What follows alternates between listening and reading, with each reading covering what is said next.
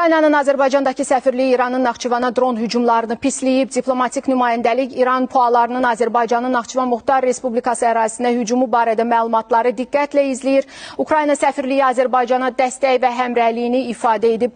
Hamını qlobal təhlükəsizliyi, eləcə də xalqlarımızın gələcəyinə xələl gətirən rejimlərə qarşı mübarizəni gücləndirmək üçün birləşməyə çağırırıq deyə məlumatda İran dronlarının çoxdan terror alətinə çevrildiyi xatırladılıb. Məhz bu silahın İran rejimi tərəfindən Ukrayna şəhərlərinə, mülki infrastruktura və dinc əhaliyə zərbələr endirmək üçün istifadə edildiyi vurğulanıb. Açıqlamada Ukraynanın Xarici İşlər Naziri Andrey Sibiqanın İran rejimi 10 illərdir bölgəni terror edir, digər ölkələrə qeyri-sabitlik gətirən terror qruplaşmalarını dəstəkləyir və maliyyələşdirir fikirlərinə də yer verilib. Ukrayna beynəlxalq hüquqa, ləyaqətə və insan həyatına xor baxan rejimlərin hansı təhlükə yaratdığını yaxşı bilir açıqlamada qeyd olunur. Sağ olun.